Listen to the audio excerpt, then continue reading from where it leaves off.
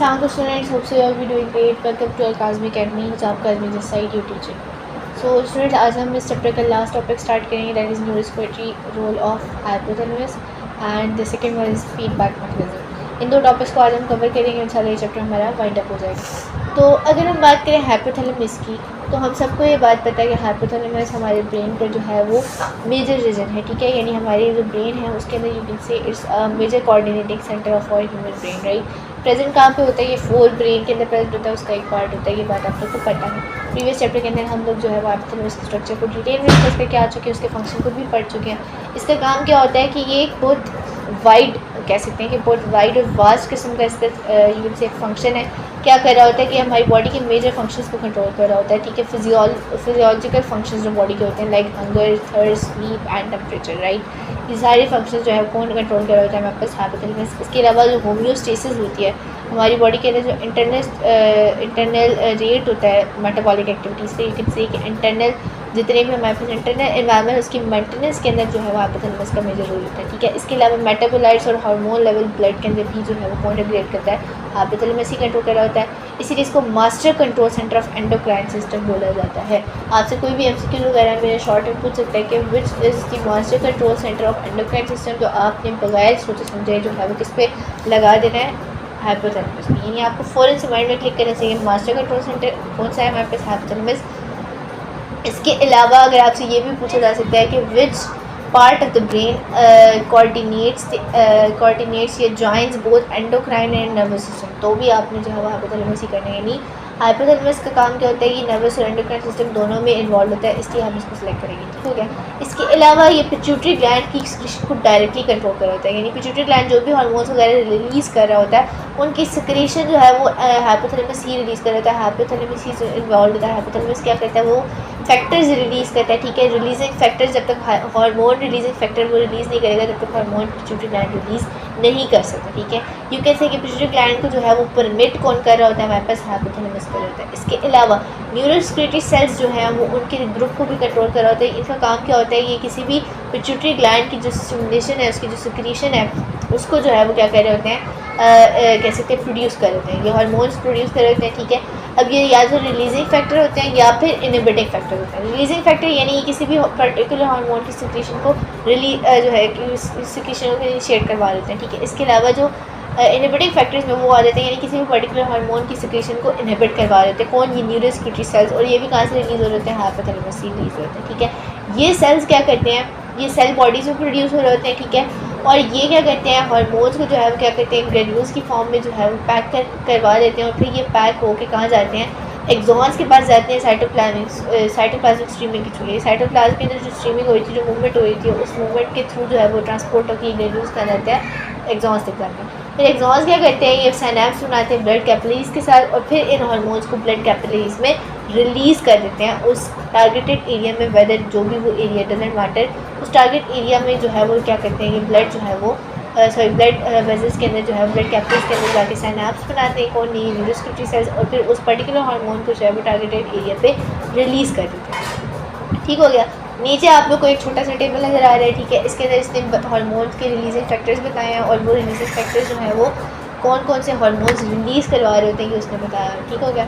इसके अलावा न्यूरोस्क्रिप्टरी सेल्स जो है वो क्या करते हैं? दो तरह के प्राइमरी हार्मोन्स भी रिलीज़ कर होते हैं, that is ADH anti diabetic hormone और ऑक्सीटोसिन. ये दो हार्मोन्स हैं. ठीक है, ये हमारे पास कौन रिलीज़ कर रहा होता है? न्यूरोस्क्रिप्टरी सेल्स ही रिलीज़ कर रहे होते हैं जो हाइपोथैलेमस से आते हैं. ठीक है, और ये फिर रिलीज़ करते हैं और फिर ये पोस्टीरियर लोब ऑफ पिट्यूटरी में स्टोर हो जाते हैं, और वहाँ से फिर जो है वो क्या होते हैं? ये रिलीज़ होते हैं जब भी पिट्यूटरी होती है. ठीक हो गया. अब एंटी डायबिटिक हार्मोन और ऑक्सीटोसिन दोनों पिट्यूटरी ग्लैंड ही रिलीज़ कर होता है, लेकिन पिट्यूटरी ग्लैंड के अंदर वो स्टोर जो है वो न्यूरोस्क्रिप्टरी सेल्स की फॉर्म में हो रहे होते हैं जो कि हाइपोथैलेमस से आ रहे होते हैं. सो यू कैन से कि जो ऑक्सीटोसिन है वो पोस्टीरियर लोब ऑफ पिट्यूटरी में स्टोर होता है, लेकिन रिलीज़ ये हाइपोथैलेमस से होता है. Same is the case with ADH. नीचे आप लोग टेबल में देख सकते हैं ग्रोथ हार्मोन रिलीजिंग फैक्टर जो है ग्रोथ हार्मोन की स्पीशीज को रिलीज़ करवाएगा. इसके अलावा सोमैटोस्टेसिस क्या करेगा? जीएच को इनहिबिट करेगा, उसकी जो सिक्रीशंस को रिड्यूस करवा देगा, ख़त्म करवा देगा, एलिमिनेट करवा देगा. इसके अलावा थायरोट्रॉपिक रिलीजिंग फैक्टर थायराइड हार्मोन्स को रिलीज़ करवाएगा. ठीक है, इसके अलावा एडिनोकॉर्टिकोट्रॉपिक रिलीजिंग फैक्टर क्या करेगा? एडिनोकॉर्टिकोट्रॉपिक हार्मोन्स जो है वो रिलीज़ करवाएगा, जो कि है कॉर्टिसोल. अभी पिछले लेक्चर में पढ़ा इनके बारे में. राइट, कॉर्टिसोन और दूसरा कौन सा था एल्डोस्टेरोन। ये दोनों हार्मोन जो है वो क्या है एडिनोकॉर्टिकोट्रोफिक हार्मोन है, कब रिलीज़ होते हैं जब CRH रिलीज़ होता है। इसके अलावा प्रोलैक्टिन इनहिबिटिंग फैक्टर, ये क्या करता है प्रोलैक्टिन की एक्सक्रीशन को इनहिबिट करवाता है, हाइपोथैलेमस से रिलीज़ होता है और प्रोलैक्टिन एक्सक्रीशन इनहिबिट करवाता है। गोनाडोट्रोपिक रिलीजिंग हार्मोन GnRH क्या करते हैं excretion of FSH and LH करवाते हैं, किससे एंटीरियर पिट्यूटरी। ये सारे हार्मोन्स कौन रिलीज़ करवाते हैं एंटीरियर पिट्यूटरी। ठीक हो गया। एंटीरियर पिट्यूटरी ग्लैंड का रिस्पॉन्स कब होगा जब हमारे पास हाइपोथैलेमस ये वाले ग्रोथ फैक्टर्स जो है वो रिलीज़ करेगा, या यू कैन से रिलीजिंग फैक्टर्स जो है वो रिलीज़ करेगा। ठीक हो गया। नेक्स्ट हमारे पास थोड़ी साइड पैचेस हैं, ठीक है, जिसमें इसने पाइनियल ग्लैंड के बारे में बताया। मैं आप लोग को पहले पाइनियल ग्लैंड के बारे में बता चुकी हूँ प्रीवियस लेक्चर्स में। ये क्या होता है हाइपोथैलेमस के साथ अटैच होता है और उसका मेजर हार्मोन जो है वो मेलेटोनिन है। मेलेटोनिन जो है वो किस में इन्वॉल्व होता है मेलानिन प्रोडक्शन में इन्वॉल्व होता है, और ये मेलानिन जो है वो कहाँ होता है हमारी स्किन सेल्स के अंदर जो होते हैं मेलानोसाइट्स, वहाँ से ये मेलानिन रिलीज़ होता है। और मेलानिन जो है वो हमारी बॉडी के अंदर के यू कैन से हेयर और नील्स का जो कलर होता है वो फॉर्म कर रहा होता है। इवन हमारी स्किन की जो टोन होती है, ठीक है, कुछ लोगों का कलर डार्क होता है, कुछ का लाइट होता है, ठीक है, कुछ का दरमियाना होता है। ये जो स्किन टोन होती है ये भी मेलानिन प्रोडक्शन से इन्वॉल्व होती है। जिन बॉडीज़ के अंदर यू कैन से जिन इंडिविजुअल्स के अंदर मेलाटोनिन प्रोडक्शन ज़्यादा होती है, ठीक है, उनमें मेलानिन ज़्यादा रिलीज़ होता है। मेलानिन ज़्यादा रिलीज़ होने की वजह से उनकी स्किन का कलर जो है वो नॉर्मल पर्सन की निस्बत डार्क होता है। जिनकी बॉडी में मेलानिन कम अमाउंट में रिलीज़ होता है उनका कलर फेयर होता है, यू कैन से कि गोरा होता है। ठीक हो गया। तो ये बेसिकली मेलानिन प्रोडक्शन है जो कि मेलानोसाइट से रिलीज़ हो रहा होता है। मेलानिन किसकी इन्फ्लुएंस पे मेलेटोनिन जो कि पाइनियल ग्लैंड रिलीज़ करवा रहा है। ठीक हो गया। अच्छा, अब क्या होता है ये रिदम्स भी जनरेट करते हैं सर्केडियन रिदम। अब ये सर्केडियन रिदम क्या बताया, सर्केडियन रिदम हमारी बॉडी के अंदर जो है वो डेली बेसिस पे जो स्लीप वेक साइकिल होते हैं ना उनको हम सर्केडियन रिदम कहते हैं। ठीक हो गया। डेली जो सर्केडियन रिदम्स होती है ना हमारी बॉडी के अंदर वो भी जो है वो ऑन रिलीज़ करवाता है, इन्फ्लुएंस करवाता है पाइनियल ग्लैंड। इसके अलावा जो थाइमस है ना, थाइमस हमारे ब्रेन का जो पार्ट है वो लार्जेस्ट साइज़ कब होता है अपने चाइल्डहुड के अंदर, यानी जब बच्चा यू कैन से बचपन के अंदर क्या होता है मोस्ट एक्टिव होता है ये जो हमारे पास है थाइमस। ठीक है, थाइमस क्या करता है मुख्तलिफ हार्मोन्स रिलीज़ करता है जिसमें थाइमोसिन आ जाता है। और थाइमोसिन जो है इसका जो है वो मेजर रोल क्या होता है, ये हमारी बॉडी के अंदर जो है वो बोन मेचुरेशन, मसल मेचुरेशन, इसके अलावा बोन ग्रोथ, मसल ग्रोथ, इन सारे फैक्टर्स के अंदर इन्वॉल्व होता है। दैट्स वाई चाइल्डहुड में ज़्यादा एक्टिव होता है थाइमस, क्योंकि इसने बॉडी को जो है वो ग्रोथ करवानी है। इसके अलावा कुछ लिम्फोसाइट्स जो है बोन मैरो के अंदर जो जनरेट हो रहे होते हैं ये भी क्या करते हैं कि जो है वो क्या करते हैं रिलीज़ करवा रहे होते हैं, हमारे पास इस हार्मोन की प्रोडक्शन में इन्वॉल्व होते हैं। टी लिम्फोसाइट्स भी जो है वो इस हार्मोन की यानी कि इस हार्मोन की थाइमोसिन की मदद से जो है वो क्या हो रहे होते हैं ट्रांसपोर्ट हो रहे होते हैं। यानी ओवरऑल थाइमोसिन का मेजर रोल जो है वो क्या है इम्यूनिटी के अंदर होता है। इसके अलावा ग्रोथ फैक्टर्स भी इसमें आ जाते हैं। ठीक है, थाइमोसिन ओवरऑल जो है वो इन सारे फैक्टर्स में इन्वॉल्व होता है। नीचे वाले साइड पर इसके अंदर आपको ये बता रहे हैं, कुछ अदर एंडोक्राइन टिश्यूज़ भी बता रहे हैं। ठीक है, कुछ नर्व सेल्स भी क्या करते हैं हार्मोन्स प्रोड्यूस कर रहे होते हैं। ठीक है, ऐसा भी होता है कि मेजरली हमें ये तो पता है कि हार्मोन्स जो है वो वहीं से रिलीज़ हो रहे होते हैं। जिन ग्लैंड्स के बारे में हम पढ़ चुके हैं, ड्रीलिंग ग्लैंड्स हो गया, हाइपोथैलेमस हो गया एंड एक्सेट्रा, जितने ग्लैंड्स के बारे में पढ़ा है। लेकिन बाज़-ओ-क़ात ऐसा होता है कि कुछ ऐसे एरिया से भी हार्मोन्स रिलीज़ होते हैं जो कि एंडोक्राइन सिस्टम में इन्वॉल्व नहीं होती, ये can say part of endocrine system नहीं होते। लाइक नर्व सेल्स, ये नर्वस सिस्टम का पार्ट, एंडोक्राइन सिस्टम का पार्ट नहीं है, लेकिन ये भी हार्मोन्स रिलीज़ करते हैं। गैस्ट्रिन के बारे में आप फर्स्ट चैप्टर में पढ़ के आए जो कि स्टमक वॉल से रिलीज़ हो रहा होता है। ठीक है, लेकिन ये अपना इफेक्ट प्रोड्यूस कर रहा होता है।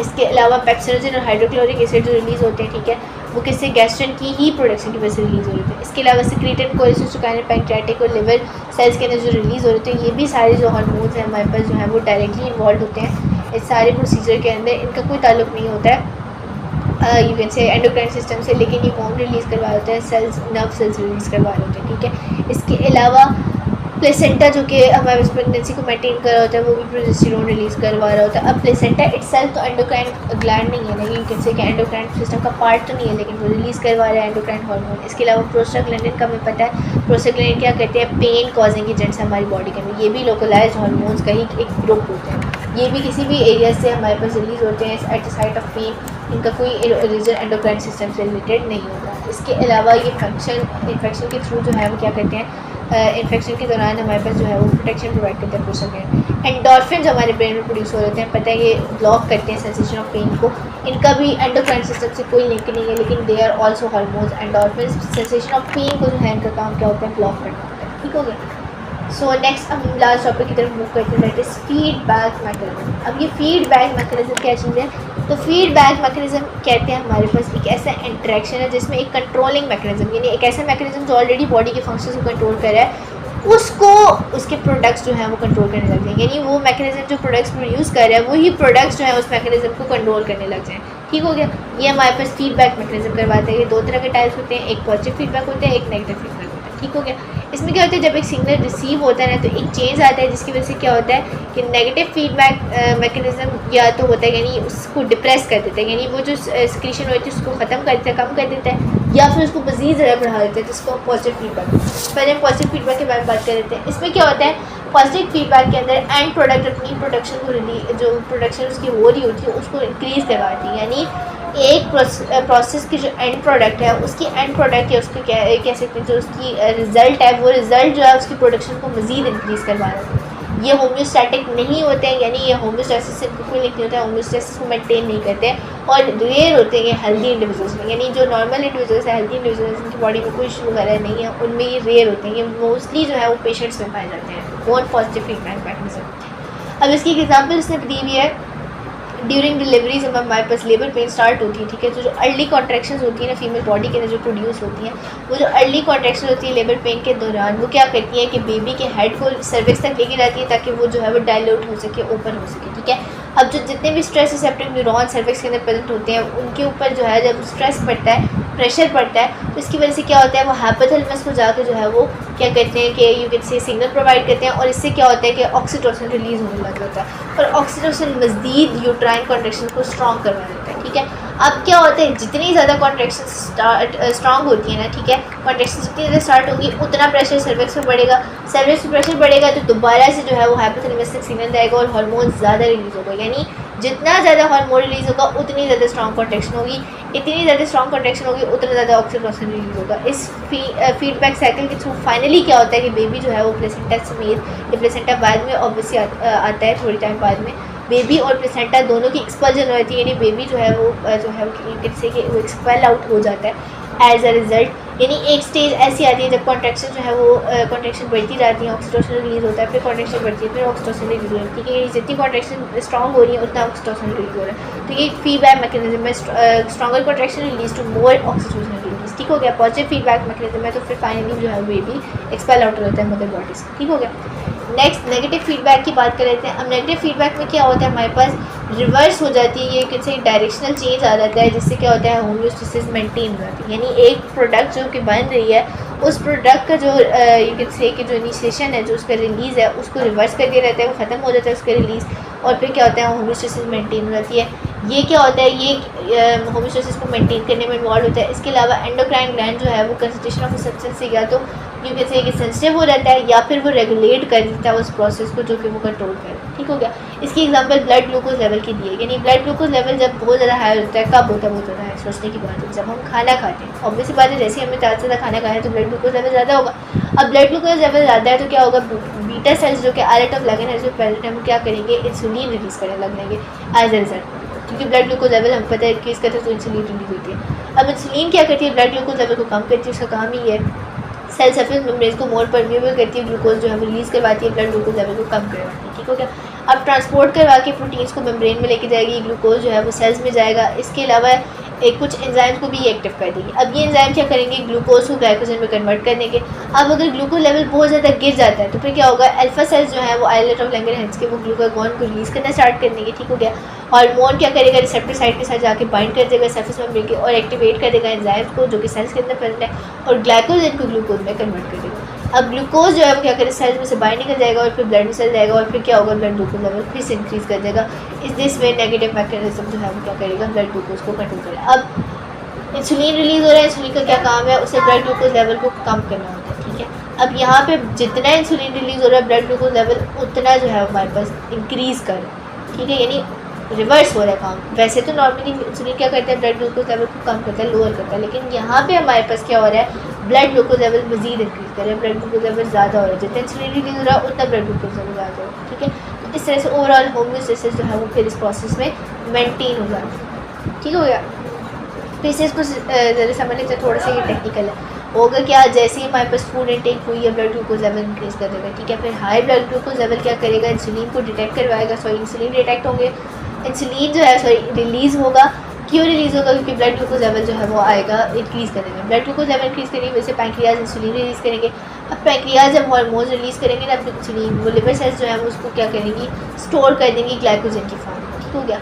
अब होम्योस्टेसिस ब्लड ग्लूकोज लेवल तक मेंटेन करने के लिए वो जो ग्लाइकोजन स्टोर था ना, वो ग्लाइकोजन क्या करेगा, उसको जो है वो ग्लूकोज को कन्वर्ट कर देगा, सॉरी ग्लाइकोजन को कन्वर्ट कर देगा ग्लूकोज में, और ब्लड ग्लूकोज लेवल मेंटेन हो जाएगा। फिर क्या होगा, बॉडी ब्लड सेल जब इसको जो है वो ग्लूकोज को इनटेक करना स्टार्ट करेंगे, तो ब्लड का जो ग्लूकोज लेवल है वो डिक्लाइन कर देगा और इंसुलिन का रिलीज़ खुद ब खुद रुक जाएगा। ठीक है, यानी सही सी बात है, जब ब्लड ग्लूकोज लेवल गिरेगा तो इंसुलिन रिलीज़ की भी ज़रूरत, सॉरी इंसुलिन की भी फिर ज़रूरत नहीं रहेगी, इंसुलिन का रिलीज़ ऑटोमेटिकली जो है वो कम हो जाएगा, ख़त्म हो जाएगा। ठीक हो गया। तो यहाँ पे हमने क्या पढ़ा, हमने नेगेटिव फीडबैक मैकेनिज्म के बारे में पढ़ा है, यानी एक प्रोडक्शन हो रही है हमारे पास इंसुलिन की। ठीक है, अब वो इंसुलिन प्रोडक्शन हो रही है, हाई ब्लड ग्लूकोज लेवल जो है वो उसको मेंटेन करते हुए जब वो ग्लूकोज को ग्लाइकोजन में कन्वर्ट करेगा, वही ग्लाइकोजन जब दोबारा से ग्लूकोज में कन्वर्ट होगा तो क्या होगा, हमारे पास ब्लड ग्लूकोज लेवल गिर जाएगा। ब्लड ग्लूकोज लेवल गिरने की वजह से क्या होगा, इंसुलिन रिलीज़ जो है वो रुक जाएगा, इंसुलिन फर्दर रिलीज़ नहीं होगी। ठीक हो गया।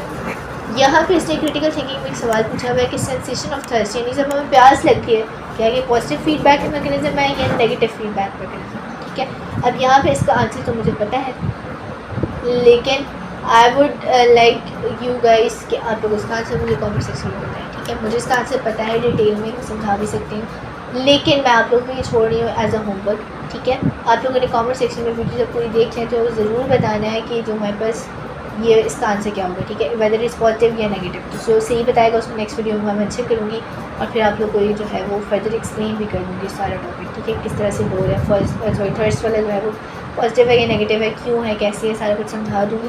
लेकिन अभी के लिए जो बच्चा मुझे बताएगा कमेंट सेक्शन के अंदर, मैं उसको मेंशन करूँगी नेक्स्ट वीडियो में, इसकी आईडी मेंशन करूँगी, और फिर फिर आप लोग को बता दूँगी कि क्या है इसका जो है वो करेक्ट आंसर। ठीक हो गया। तो यहाँ पे हमारा आज का चैप्टर वाइंड अप हो जाता है। ठीक है, फाइनली हमने जो है वो हार्मोन्स चैप्टर से जान छुड़ा ली है। अब नेक्स्ट फर्दर हम टॉपिक जो नेक्स्ट चैप्टर्स हैं उनके स्टार्ट करेंगे इंशाल्लाह नेक्स्ट वीडियो से। ठीक है, बाकी जो आप लोग प्रीवियस लेक्चर्स प्रीवियस चैप्टर्स हैं उनकी एक्सरसाइजेस की भी मैं वीडियोस बना रही हूँ, मैं इंशाल्लाह बहुत जल्दी अपलोड कर दूँगी, एंड देन इंशाल्लाह साथ साथ ही मैं एक्सरसाइज भी अपलोड करती रहा करूँगी। बाकी सब्जेक्ट्स की तरफ भी आहिस्ता आहिस्ता आ रही हूँ। I need some time. ठीक है, क्योंकि काफ़ी गैप आया है इसके अंदर, बीच में जो गैप आया उसको कवर अप करने में मुझे थोड़ा सा टाइम लगेगा। सो बी पेशेंट गाइज, मैं इंशाल्लाह पूरी कोशिश करूँगी कि इंशाल्लाह 1 से 1.5 महीने के अंदर आपके सब सब्जेक्ट्स का कोर्स कवर करवा दूँ with exercise and with conceptual questions, और एचएलओ बेस्ड क्वेश्चंस के ऊपर भी मैं एक वीडियो बनाऊँगी। इसके अलावा आप लोगों ने बहुत ज़्यादा कहा है कि हमें नोट्स चाहिए, हमें नोट्स चाहिए, हमें नोट्स चाहिए, तो मैं कोशिश करूँगी कि नोट्स की भी एक अलग से वीडियो बना दूँ, उनके जो नोट्स पढ़े वो भी आप लोगों के साथ शेयर करूँगी। एक PDF बना के जो है वो डिस्क्रिप्शन में डाल दूँगी, और कुछ टॉपिक्स इस तरह के हैं उनके कुछ टेक्निकल किस्म के मैंने नोट्स बनाए, जैसे सपोर्ट एंड मूवमेंट वाले चैप्टर उनके कुछ ट्रिक्स मैंने बनाई हुई हैं, वो भी मैं इंशाल्लाह वीडियोस के अंदर ही जो है वो अपलोड कर दिया करूँगी। साथ ही वीडियोस के अंदर मैं उनको एक्सप्लेन भी कर दूँगी नेक्स्ट वीडियोस के अंदर, जो भी मेरे नेक्स्ट चैप्टर स्टार्ट होगा तो मैं उन नोट्स के ज़रिए भी आप लोगों को समझा दूँगी, आप लोग को ये मसले में मैं हेल्प कर दूँगी। ठीक है, सो होप्स आप लोग को सब क्लियर हो गया होगा। अगर कोई भी कन्फ्यूजन है तो आप कमेंट सेक्शन में मुझसे पूछ सकते हैं विदाउट एनी हेजिटेशन। इंशाल्लाह नेक्स्ट लेक्चर में मुलाकात होती है, तब तक के लिए अल्लाह हाफ़िज़।